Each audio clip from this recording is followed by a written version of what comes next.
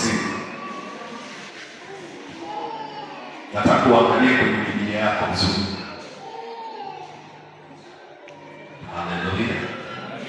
Kuna kitu hapa nataka nikuonyeshe. Katika Yakobo, James, kwa wazungu wanaita James.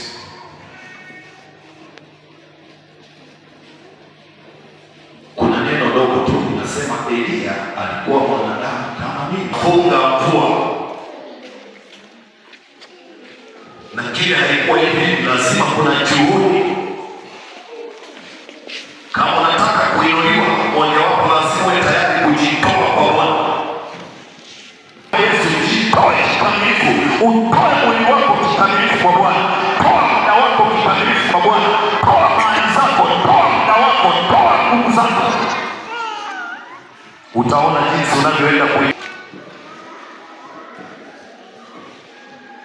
hiyo nao ni sadaka. Utoe muda wako, kama ni kupiga magoti, uwe na saa moja, masaa mawili, umejitoa, umetoa muda kwa ajili ya Bwana. Umetoa mwili, alimtolea yule awezaye kumtoa katika mauti. Kwa hiyo unapojitoa, unapoona tunaombea watu wanapona, usikiri ni kuamka na kulala.